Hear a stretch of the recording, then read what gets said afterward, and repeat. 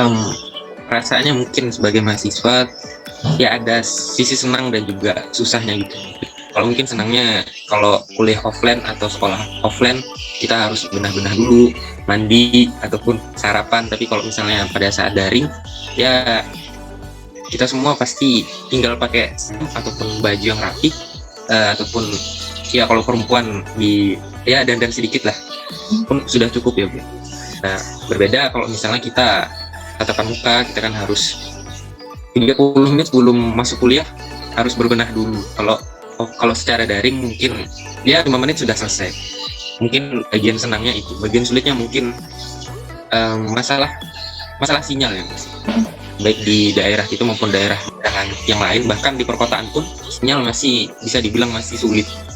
Itu yang membuat mungkin teman-teman yang lain, mahasiswa-mahasiswa yang lain terkendala kalau masuk kuliah, masuk kelas, ataupun mengerjakan tugas. Bahkan mereka bisa kehilangan beberapa nilai gitu dalam misalnya menjalankan perkuliahan karena terkendala sinyal seperti itu. Kita lebih menyorot negatifnya dulu ya, karena kan kita kan sebagai pendidik, apalagi mereka yang mahasiswa pasti kaget karena yang biasanya tuh ketemu di kelas tatap muka bisa interaksi langsung, tiba-tiba ada jarak dan itu membutuhkan kesiapan teknologi. Ya mungkin bagi kita dari sisi pengajar mungkin alhamdulillah tercukupi ya, ada sarana, ada koneksi, ada device-nya juga ada, alat-alatnya ada, tapi mungkin negatifnya saya lebih sorot ke mahasiswanya ya, karena kan nggak semua kemampuan mahasiswa itu merata ya, terutama kalau di daerah ada yang bahkan koneksi aja masih terkendala ya. Itu ngomongin koneksi, belum device-nya ya, belum alat-alatnya, pasti mereka juga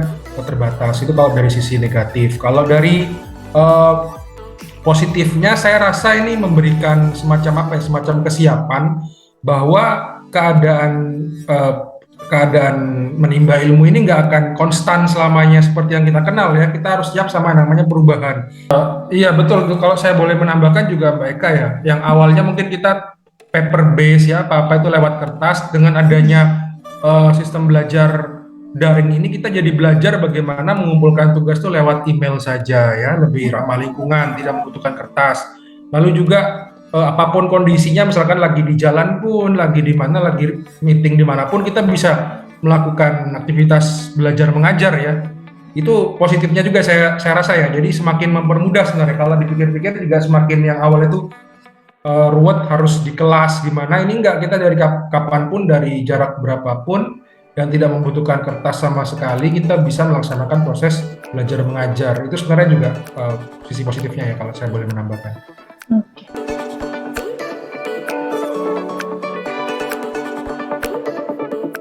Untuk pemanfaatan teknologinya untuk di Universitas Palangkaraya mungkin masih ya perlu dikembangkan gitu ya Mbak, karena ya teman-teman yang lain masih pembelajaran gitu, terutama tidak sendiri, aplikasinya masih terbilang baru, tidak mengenal aplikasi pembelajaran itu masih pada saat kuliah. Dan juga kalau kita melihat di universitas yang lain, mereka mungkin di atas kita lebih sedikit, tapi kalau dilihat-lihat kembali setara saja. Itu menyoroti mungkin dari pihak universitas kalau boleh memfasilitasi terkait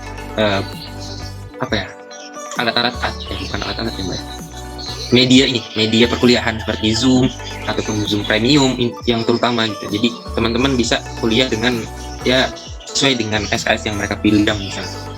Terkadang teman-teman yang lain selama tidak berkuliah, baik dosen maupun mahasiswa masih kendala masalah Zoom itu. Kadang 45 menit sudah selesai, ataupun tidak terasa tiba-tiba detikan waktu Zoom-nya tiba-tiba mati. Jadinya sedikit terkendala dalam pembelajaran. Mungkin itu saja.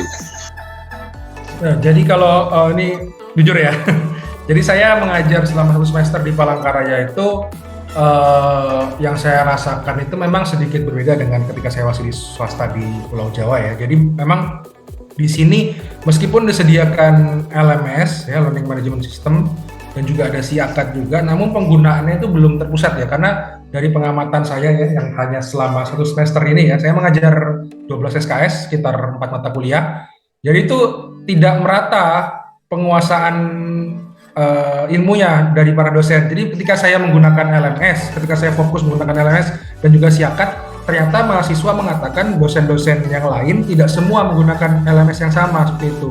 Saya rasa kok nggak kompak, kok tidak merata. Jadi ada yang menggunakan, ini boleh sebut merek ya, ada yang menggunakan Google Classroom, ada yang hanya menggunakan WhatsApp, menggunakan media lain lah. Loh, kok tidak apa ya istilahnya, tidak seragam. Nah itu yang saya pertanyakan pertama. Mungkin juga kemampuan, kalau yang saya duga ya, ini dugaan saya, kira-kira mungkin trainingnya mungkin belum diberikan ya, training kepada para dosen bagaimana cara memanfaatkan, memaksimalkan perangkat LMS dan juga Siakat ini sistem. Jadi sosialisasi kepada para dosennya mungkin karena keterbatasan waktu juga belum dilakukan, sehingga para dosen ini berbeda-beda. Tapi kalau saya sendiri pribadi, saya terbantu sekali dengan disediakannya Siakat dan juga tadi LMS. Jadi saya menilai tidak perlu membuka apps lain, tidak perlu membuka aplikasi lain ya. Saya hanya menggunakan Siakat untuk menginput nilai dan juga memantau tugas-tugas yang dikerjakan oleh mahasiswa yang terus dikumpulkan, saya koreksi segala macam. Itu saya merasa terbantu sekali dengan adanya teknologi tersebut, Mbak Eka.